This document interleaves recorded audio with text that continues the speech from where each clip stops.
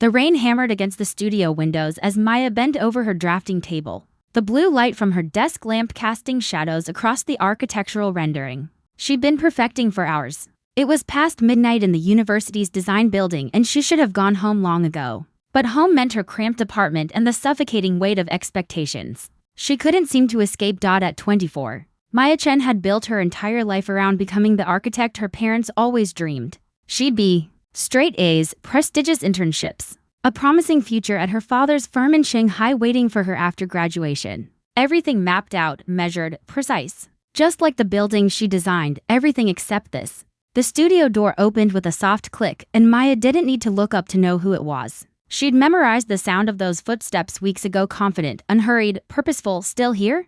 Riley's voice carried a hint of amusement as she set down her portfolio case. You know the building closes in an hour, right? Maya finally looked up, and like every time she saw Riley Matthews, her breath caught just slightly. Riley stood in the doorway, dark curls escaping from a messy bun, paint-stained fingers pushing her glasses up her nose, wearing an oversized flannel that somehow made her look both casual and utterly captivating. Could say the same about you, Maya replied. Trying to keep her voice steady, Riley grinned and walked over, leaning against Maya's desk to study the rendering. They'd been studio partners for the entire semester, assigned to collaborate on their senior thesis project, a community-centered design. That was supposed to be the culmination of everything they'd learned. What was supposed to be a professional partnership had become something else entirely. Though neither of them had dared to name it. This is beautiful, Riley said softly, tracing a finger along the elevation Maya had drawn. The way you've integrated the natural light here, it's like the building is breathing. The compliment sent warmth through Maya's chest. Riley understood her work in a way no one else did. Where others saw lines and measurements, Riley saw emotion, story, life. Thanks. I was thinking about what you said last week about architecture being frozen music. I wanted to create something that sings, I guess. Riley's eyes met hers, and for a moment, the studio fell away. The rain, the deadline, the world outside, none of it mattered. There was only this, the space between them, charged with everything they hadn't said. Riley started. But the moment shattered as Maya's phone buzzed loudly on the desk. The caller ID read Mother, and Maya felt her stomach drop. She'd missed 3 calls already today. I should take this, she said, turning away. Hi, Mama, her mother's voice poured through in rapid Mandarin. And Maya responded in the same language, her tone shifting to something more formal, more careful. Riley couldn't understand the words, but Maya knew she could probably hear the change. The way Maya's voice lost its warmth, became almost mechanical. The conversation was brief. Updates about the family business, reminders about her duties, questions about whether she was still seeing that nice boy from the engineering department.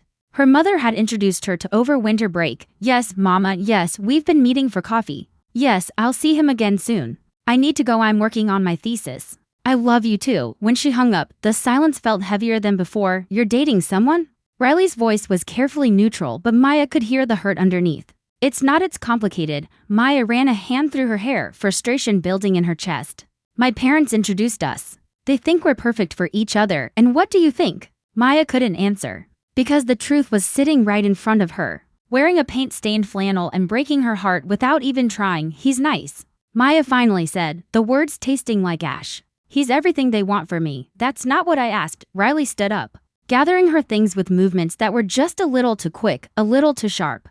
Maya wanted to reach out, to grab her hand, to say all the things that had been building inside her for months. But fear held her frozen. Riley, wait, I should go. Let you work. Riley's smile was strained. See you tomorrow, Maya, and then she was gone, leaving Maya alone with her perfect rendering and the sound of rain, and a heart that felt like it might crack apart. The next 3 weeks passed in a careful dance of avoidance. Maya and Riley still worked together. They had no choice with the thesis deadline approaching. But something had shifted. The easy conversation, the lingering looks, the casual touches that meant everything and nothing, all of it was gone, replaced by professional politeness that felt like glass between them. Maya threw herself into her work and into the charade with David, the engineering student her mother loved. She met him for coffee, endured dinners where he talked about optimization and efficiency while she nodded and smiled, and felt absolutely nothing. He was handsome, accomplished, respectful. He checked every box on her parents' list. He wasn't Riley, but Riley was impossible. Riley was the secret Maya couldn't afford to have, the desire she couldn't afford to name.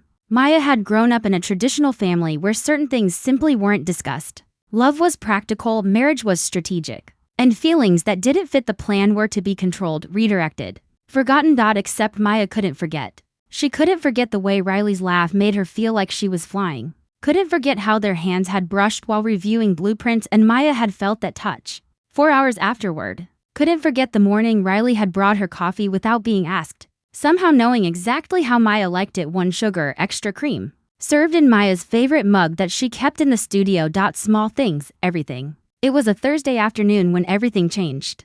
Maya was in the critique room, presenting their thesis project to a panel of professors. Riley stood beside her, and together they walked through every detail of their community center design: the open gathering spaces, the sustainable materials, the way the building was meant to serve as a bridge between different cultures in the neighborhood.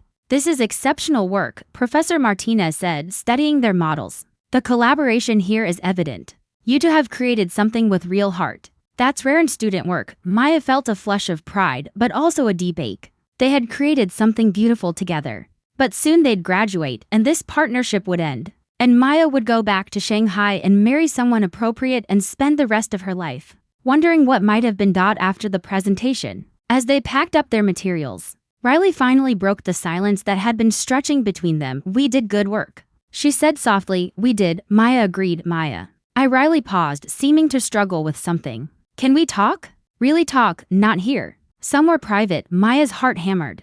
"Okay, my apartment? Tonight." It felt dangerous, crossing this line. But Maya nodded anyway. Riley's apartment was a tiny studio in the arts district. Every surface covered with sketches, paintings, architectural models in various stages of completion. It was chaos compared to Maya's minimalist space. But it was so completely Riley that Maya felt herself relax the moment she walked in. "Sorry about the mess," Riley said, clearing space on the futon that served as her couch. "I'm not great at the whole organization thing." "It's perfect," Maya said honestly. "It's very you." They sat, and for a long moment neither spoke.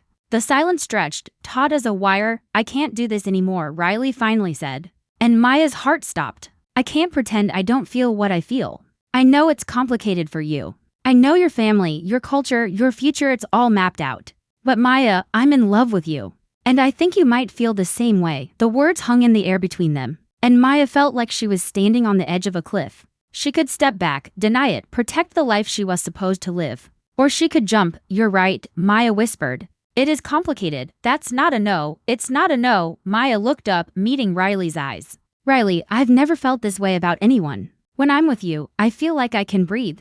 Like I'm myself in a way I've never been before." "But my family," "I know," Riley said gently. "I'm not asking you to choose right now. I'm not asking you to come out or blow up your life or anything dramatic. I just needed you to know that this is real for me. You're real for me." Maya felt tears prick her eyes. "I don't know what to do." "Then don't do anything yet, just be honest with me. With yourself. Can you do that?" Maya thought about David and his careful plans. She thought about her mother's expectations, her father's dreams. She thought about the safe, approved life waiting for her in Shanghai. Then she looked at Riley, really looked at her. At the woman who understood her art, who laughed at her terrible jokes, who had memorized how she took her coffee. At the woman she'd been falling in love with for months without admitting it. "I'm scared." Maya said, "Me too. I've never done this before. Been with a woman. Been with anyone, really, in a way that mattered." Riley reached out slowly, giving Maya every chance to pull away, and took her hand. "We don't have to rush anything. We can take this as slow as you need." Maya looked down at their intertwined fingers, Riley's paint-stained and strong, her own trembling slightly. "Such a small gesture. Such an enormous risk." "I want to try," Maya whispered. "I want to be brave." "You already are," Riley said. "Just being here, being honest, that's brave." Maya laughed shakily. "I don't feel brave. I feel terrified." "Brave people are always terrified. They just do it anyway." And then Riley was leaning in, moving slowly, asking permission with every inch of distance closed. Maya met her halfway, and when their lips touched, it felt like coming home. The kiss was gentle, tentative, full of question marks and promises. Maya had been kissed before, awkward encounters with boys her friends set her up with, trying to feel something she was supposed to feel. But this was different. This was right. When they finally pulled apart, both breathing hard, Maya was crying. "Are you okay?" Riley asked, concern flooding her face. "I'm happy," Maya said, surprised by the truth of it. "I'm just really happy." They spent that night talking, kissing, exploring this new territory between them. Riley told Maya about growing up in a small town in Oregon, about coming out to her family at 16 and being accepted with confusion but love, Maya talked about the weight of being an only child, of carrying her parents' entire dream for their future on her shoulders. I can't lose them, Maya said as they lay side by side on Riley's futon, hands clasped between them. My family means everything to me. You might not have to lose them, Riley said. Not forever. People can surprise you. They can grow. You don't know my mother, no, but I know you. And you're pretty amazing. I think anyone who really knows you would be lucky to have you in their life, exactly as you are. Maya wanted to believe that. But she'd grown up with different lessons. Love wasn't just about feeling, it was about duty, respect, continuing the family line. Her parents had sacrificed so much to give her opportunities. How could she repay them with this? They decided to keep it quiet, at least for now. At school, they remained studio partners, professional and focused on their thesis. But in private, in the sanctuary of Riley's apartment or late nights in the empty studio building, they were something else entirely. Maya had never known she could feel like this. Riley made her laugh until her stomach hurt. They'd spend hours talking about architecture and philosophy and their dreams for the future. And the physical part, Maya had been so worried about that, about not knowing what to do, about being awkward or wrong. But with Riley, everything felt natural. Every touch was a discovery, every kiss a revelation. For 6 weeks, Maya lived in two worlds. By day, she was the dutiful daughter meeting David for their scheduled coffee dates, sending her mother photos of her thesis progress, talking about her plans to return to Shanghai after graduation. By night, she was herself wrapped in Riley's arms, planning a future that included them both. Even if she didn't know yet how to make it work, the guilt was constant. A low thrum beneath everything. She was lying to her parents. She was leading David on. She was hiding the most important thing in her life like it was something shameful. You're not doing anything wrong, Riley would tell her, holding her when the anxiety got to bad. Protecting yourself isn't wrong. Taking time to figure things out isn't wrong, but it felt wrong when Maya's mother called. Excited about wedding plans she was already making in her head. It felt wrong when David started talking about introducing Maya to his parents. It felt wrong every time she had to pretend that Riley was just a friend, just a classmate, just someone who didn't mean everything. The breaking point came in April. 6 weeks before graduation, Maya's parents announced they were coming to visit for the thesis presentation and commencement ceremony. They were bringing David's parents with them. Her mother had already started planning the engagement. Maya had a panic attack in the studio bathroom, hyperventilating so badly that Riley found her and had to talk her through breathing exercises. I can't do this, Maya gasped. I can't keep lying. But I can't tell them. Riley, I can't shh, I've got you. Just breathe. In for 4, hold for 4, out for 4. They sat on the cold tile floor, Riley's arms around her, until Maya could breathe normally again. What do you want to do? Riley asked gently. I want to be with you. But I want my family too. And I can't have both. Are you sure about that? Have you talked to them? Really talked to them? You don't understand. In my culture, Maya, I'm not trying to minimize what you're going through. I know it's harder for you than it was for me. I know the stakes are higher. But I also know that you're assuming the worst without giving them a chance, because I know them. My mother still won't talk to her sister because she married outside our race. My father's idea of progressive is letting me choose my own major. You think they're going to accept this? Accept us? Riley was quiet for a moment. Maybe not right away. Maybe not easily. But you're their daughter. They love you. They love who they think I am. Then maybe it's time to show them who you really are. Maya pulled away, anger flashing through her fear. Easy for you to say. Your parents threw you a coming out party. Mine will disown me. You're right, Riley said quietly. I'm sorry. I don't know what it's like to face that. I'm just trying to help. The anger drained away as quickly as it came, leaving Maya exhausted. I know, I'm sorry. I don't know what to do. The weeks leading up to her parents' visit were torture. Maya pulled away from Riley, trying to prepare herself for what felt inevitable. She couldn't keep living in two worlds. Something had to give. The night before her parents arrived, Riley showed up at Maya's apartment. I know you said you needed space, Riley said when Maya opened the door. But I couldn't let you do this alone. So I'm here. Whatever you decide, whatever you need, I'm here. Maya started crying. And Riley pulled her into an embrace. I love you, Maya said into Riley's shoulder. I love you so much it scares me. I love you too. I don't want to lose you, then don't. They spent that night together, holding each other, memorizing the feel of skin on skin. The sound of shared breathing, the way they fit together like pieces of a puzzle. Neither of them said it might be the last time, but the possibility hung heavy in the air. The next day, Maya met her parents at the airport. Her mother was elegant as always in her tailored suit. Her father distinguished with his silver hair and warm smile. They hugged her, told her how proud they were, how excited they were to see her presentation and meet David's family. Maya felt like she might be sick. The thesis presentation was scheduled for the next day. Maya and Riley would present their community center design together, and afterward, there would be a reception where families could mingle. David's parents would be there. Riley would be there. Two worlds colliding. That night, over dinner with her parents at an expensive restaurant. Maya barely tasted her food. "You seem distant, Bobby," her mother said, using the endearment that meant precious treasure. "Are you feeling well?" "Just nervous about tomorrow." "You'll be wonderful." "You always are." Her father patted her hand. "We're so proud of you. Our daughter, the architect. And soon, we hope, we'll have more good news to celebrate." He glanced meaningfully at Maya's ring finger and she wanted to disappear. "David is a good man," her mother added.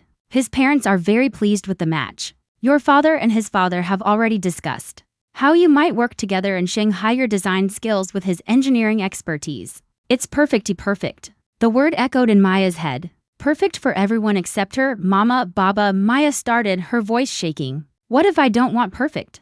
Her mother laughed. "Silly girl. Everyone wants perfect. But what if my idea of perfect is different from yours?" Her father frowned slightly. "What do you mean?" Maya opened her mouth, closed it again. The words stuck in her throat like stones. She couldn't do it. "Not here, not now. Maybe not ever." "Nothing," she said finally. "Never mind.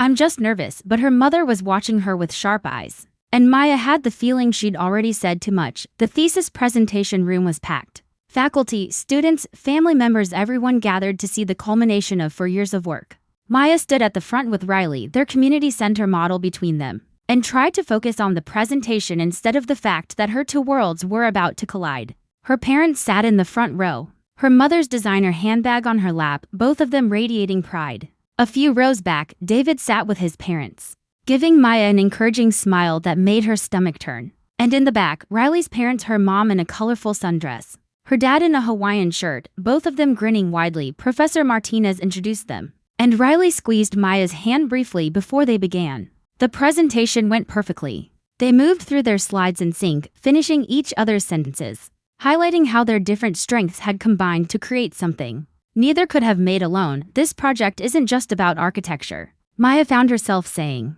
departing from their script. "It's about creating space for people to be themselves. For different cultures, different backgrounds, different kinds of people to come together and be seen and accepted." She caught Riley's eye. And Riley smiled. "We wanted to build something that says, you belong here, exactly as you are." The applause when they finished was thunderous. Professor Martinez called it one of the finest student projects I've seen in 20 years of teaching. Other faculty members gathered around their model, asking detailed questions about their design choices. Maya's parents beamed with pride. And then came the reception. Maya was trapped in a conversation with her mother and David's mother about wedding venues when she saw Riley across the room, talking to her own parents. Riley caught her eye and mouthed, "You okay?" Maya tried to smile but knew it didn't reach her eyes. "Maya seems distracted," David's mother observed. "Wedding planning can be so stressful." "Oh, we haven't even started planning," Maya said quickly. "David and I we're not engaged yet," her mother added with a knowing smile. "But these things take time. We understand young people like to move at their own pace these days." Maya felt like she was drowning. The room was too hot, too crowded, too full of expectations she couldn't meet. She excused herself and headed for the bathroom, gasping for air. She was splashing cold water on her face when Riley walked in. "I'm fine," Maya said before Riley could ask. "You're not fine." "Maya, you're shaking." "I said I'm fine." The words came out sharper than she intended. Riley held up her hands. Okay, I'm sorry. I'll go." "No, wait." Maya grabbed Riley's arm. "I'm sorry. I didn't mean to snap. This is so hard. I know, they're out there planning my wedding to someone I don't love. And I can't keep pretending. But I can't tell them the truth either. I'm trapped." "You're not trapped. You always have a choice." "What choice?" "Lose my family or lose you." "That's not a choice. That's torture." Riley's eyes were sad. "I can't make this decision for you. But Maya, whatever you decide, it has to be for you. Not for them, not for me. For you." "What if I don't know what I want?" "I think you do. I think you're just afraid to admit it." Before Maya could respond, the bathroom door opened and her mother walked in. She stopped short, taking in the scene, Maya's tear-stained face, Riley standing close, the charged atmosphere between them. "Maya? What's wrong? Who is this?" Maya's mouth went dry. "This is Riley, my thesis partner." "Oh." Her mother's smile was polite but distant as she looked Riley up and down, taking in the casual clothes, the visible tattoo on her forearm, the general air of bohemian artist that was so unlike the polished image Maya's mother preferred. "It's nice to meet you. Maya has mentioned how hard you've both worked. It's nice to meet you too, Mrs. Chen," Riley said. "Maya's incredibly talented. You must be very proud." "We are." Her mother turned back to Maya. "David is looking for you. His parents want to take some photos." It was a dismissal, clear and firm. Riley got the message. "I should get back to my parents anyway," Riley said. "See you later, Maya." After she left, Maya's mother studied her in the mirror. "Are you crying over the presentation?" "It went wonderfully, I know. I'm just emotional." "You've been very emotional lately. Ever since winter break. Is something bothering you?" This was it. The moment. Maya could tell the truth. She could explain that she was in love with a woman, that she couldn't marry David, that the life they'd planned for her wasn't the life she wanted. She could be brave, Mama. Maya started, her voice trembling. "I need to tell you something." Her mother waited, perfectly composed. "I can't marry David." "Why not?" "He's perfect for you. He's perfect for who you want me to be. Not for who I am." Her mother's expression shifted slightly. "And who are you, Maya?" The question hung in the air. Maya thought about all the times she'd hidden parts of herself. All the times she'd chosen safety over truth. All the years she'd spent trying to be the daughter her parents wanted instead of the person she was. "I'm someone who deserves to choose her own life," Maya said quietly. "I'm someone who deserves to love who she loves, who you love." Her mother's eyes narrowed. "Maya, what are you trying to tell me?" "I'm trying to tell you that I'm in love with someone. Someone who isn't David." "Then who?" Maya took a deep breath. The words felt like jumping off a cliff with no idea if there was water or rocks below. "Riley." The silence was deafening. Her mother's face went through several expressions: confusion, understanding, shock. "Something that might have been discussed." "Riley, your female thesis partner." "Yes. You're telling me you're, what, gay?" "I don't know what label I'd use. But I know I love her. And I know I can't marry David. I can't live a lie." Her mother stepped back as if Maya had struck her. "This is ridiculous. This is some phase, some confusion. You're stressed about graduation, about the future. You'll see David tonight. Remember why he's right for you." "Mama, I'm in love with a woman. That's not going to change because I have dinner with David." "Don't be dramatic. This is you're confused. Maybe you spent too much time with this Riley. Maybe she put ideas in your head." "Riley didn't do anything except be herself. And help me realize I could be myself too." Her mother's voice dropped to a harsh whisper. "What will people say? What will your father's clients think? What will David's family say?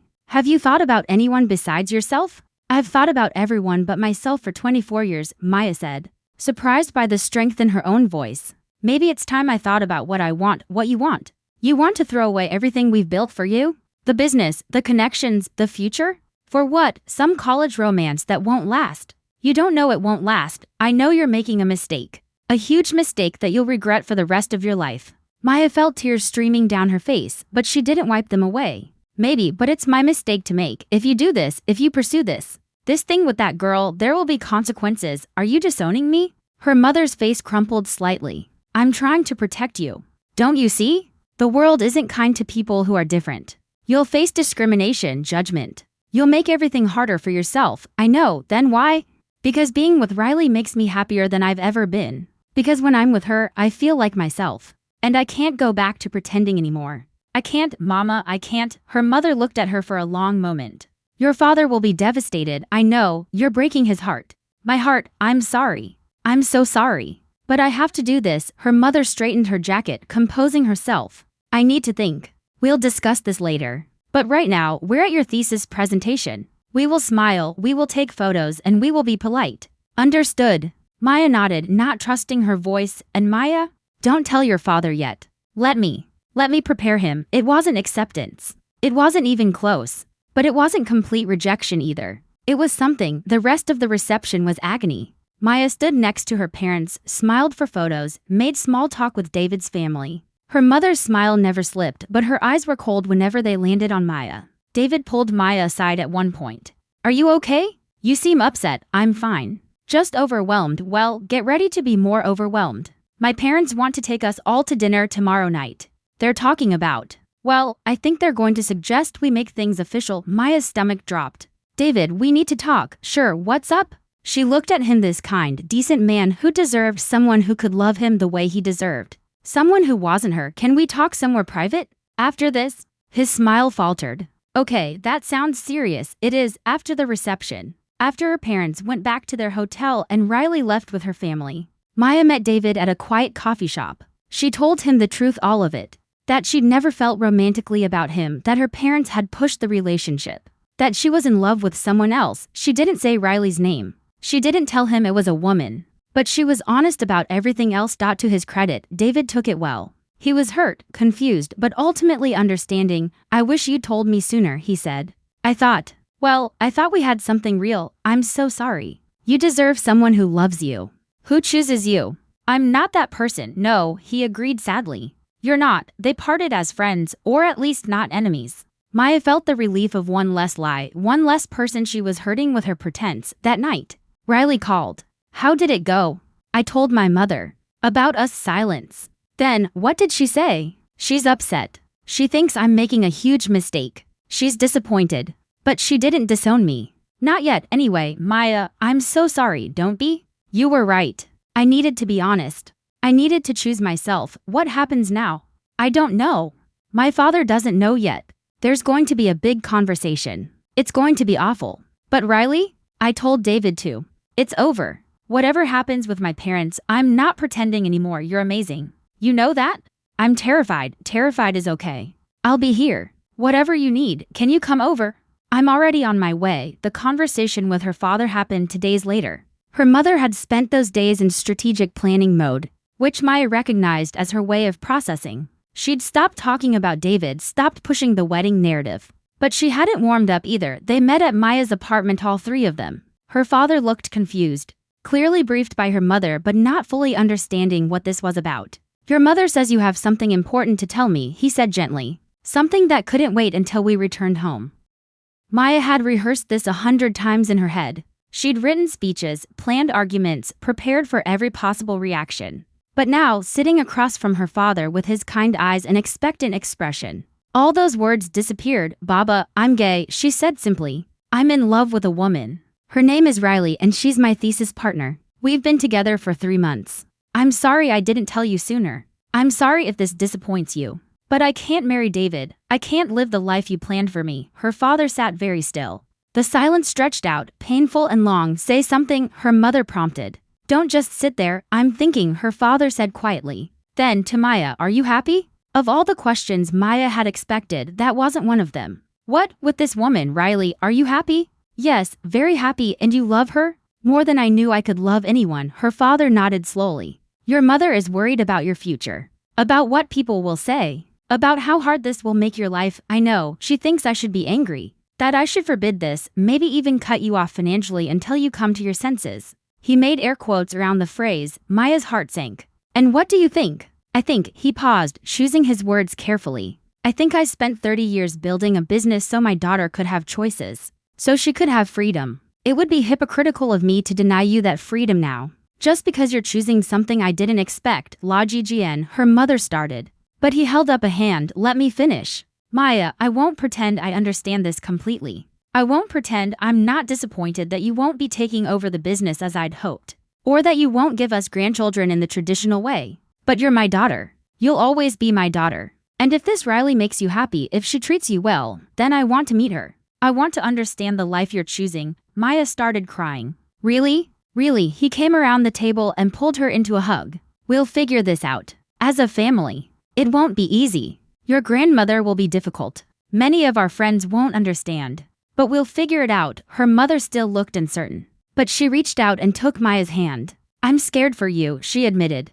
The world can be cruel, I know, Mama, but it can also be beautiful. And I can't live in fear of what might happen. I have to live, then we'll support you, her mother said. Though Maya could hear how much the words cost her. It may take me time to adjust, but you're our daughter. That doesn't change. It wasn't perfect. It wasn't the enthusiastic acceptance Riley's parents had given her. But it was real, and it was a start. Riley met Maya's parents the next day. Maya had warned her it might be awkward, but Riley insisted, if we're doing this, we're really doing it, Riley said. That means meeting the parents. They met at a neutral restaurant. Riley wore her nicest button-down shirt, her hair actually styled instead of in its usual messy bun. Maya had never seen her look so nervous. The lunch was stilted at first. Maya's mother asked polite questions about Riley's family, her plans after graduation, her background. Riley answered honestly, meeting each question with grace and patience.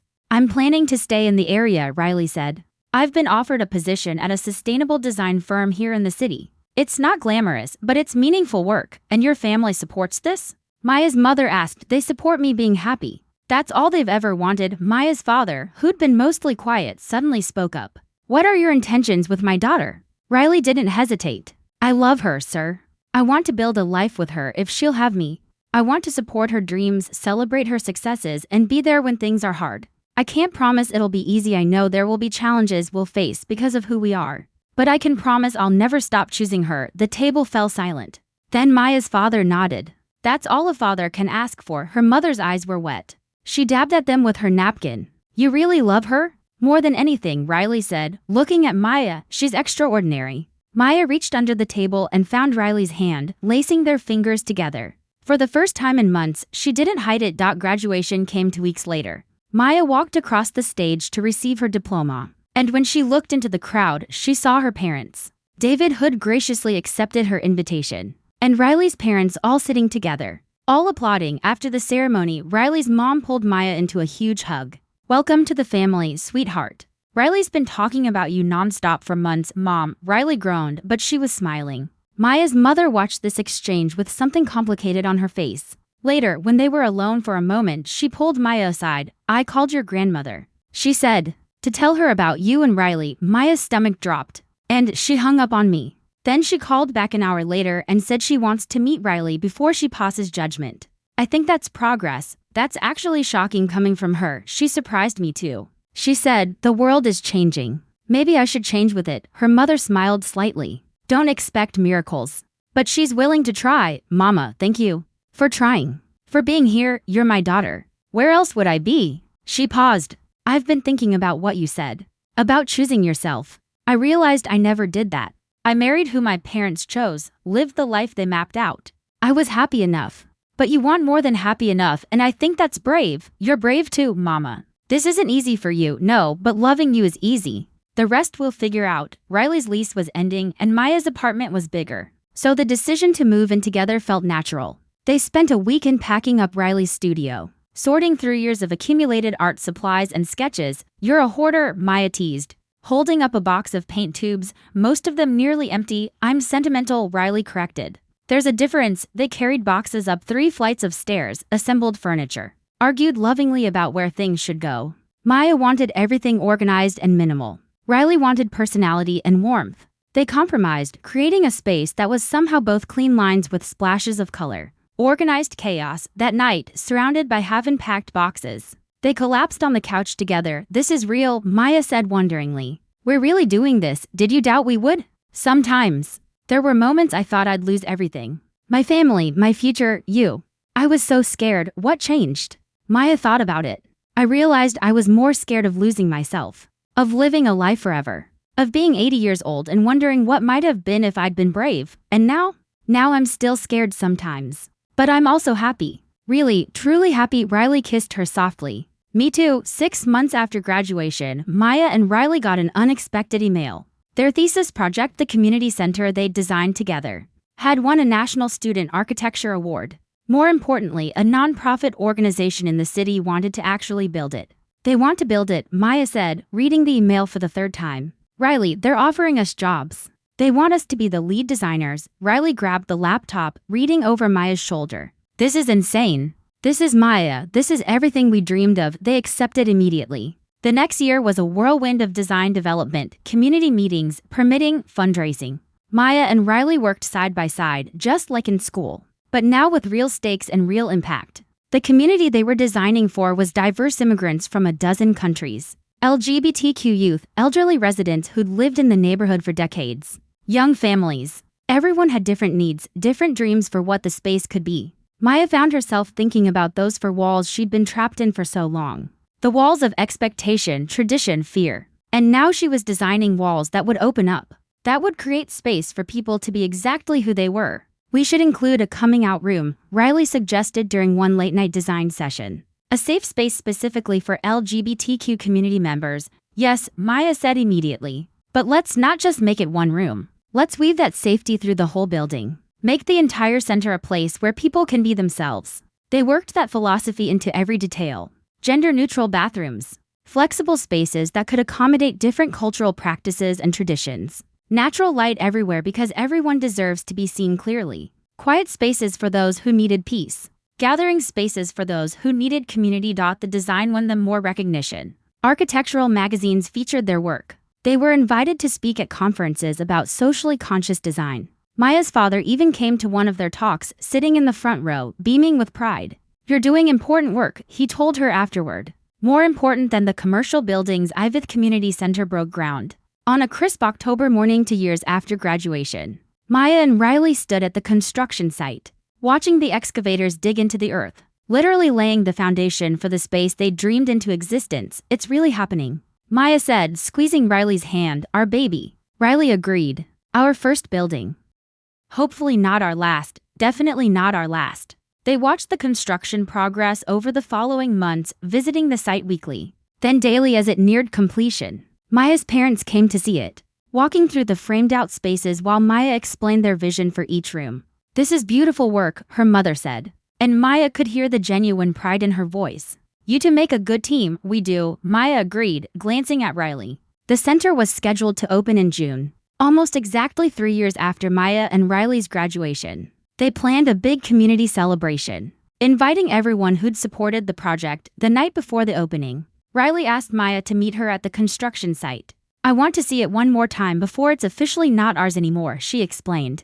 They let themselves in with their contractor keys, walking through the finished spaces in the dim emergency lighting. It was perfect, better than they'd imagined.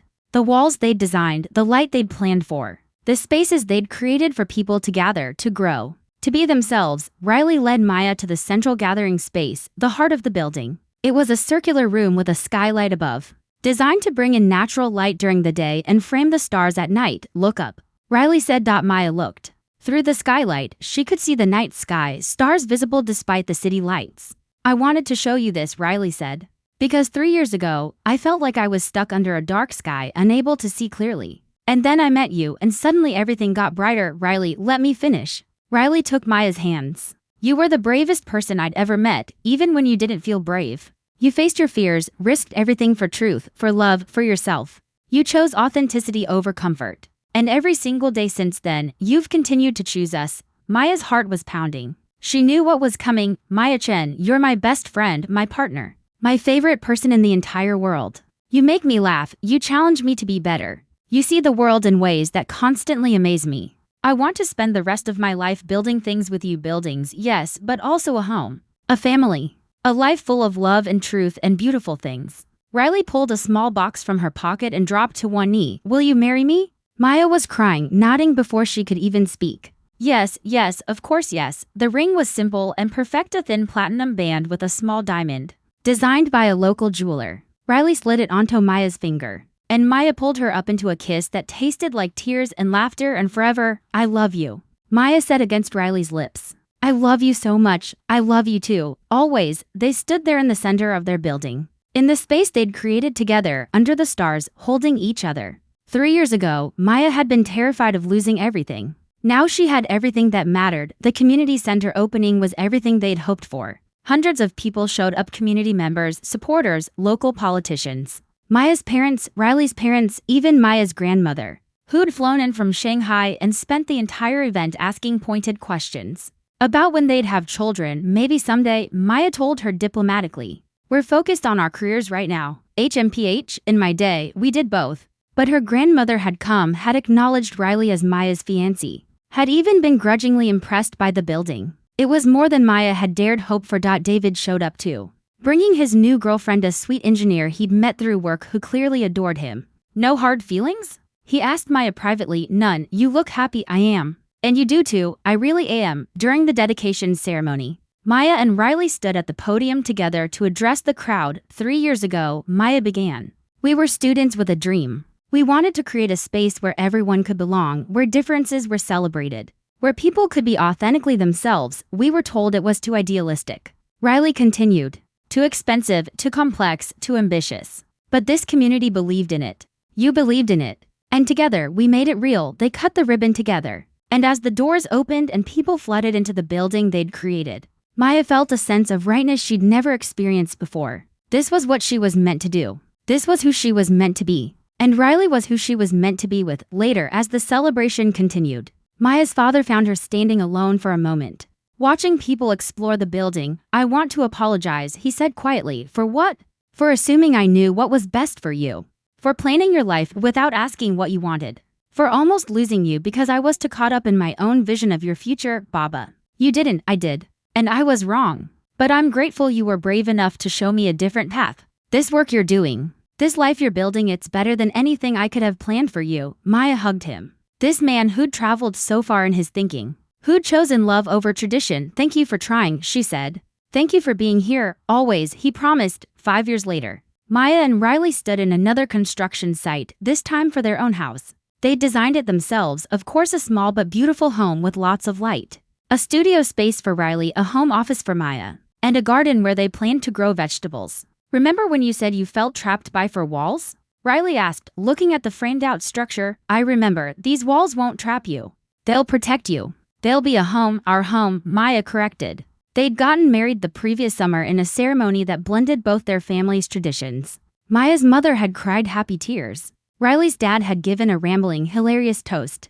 Maya's grandmother had gotten drunk on champagne and told anyone who would listen that her granddaughter was very successful, very modern. Their architecture firm Chen and Matthews Design was thriving. They designed 3 more community centers, a LGBTQ youth shelter, and affordable housing complex. Work that mattered. Work that made a difference. Maya thought about the girl she'd been 5 years ago. Terrified and hiding, convinced she had to choose between love and family. Between truth and security. She'd learned that sometimes you don't have to choose. Sometimes the people who love you find a way to meet you where you are. Sometimes being brave means risking loss, but it can also mean gaining everything. "What are you thinking about?" Riley asked, wrapping her arms around Maya from behind. "How lucky I am. How far we've come, we have come far, and how much I love you.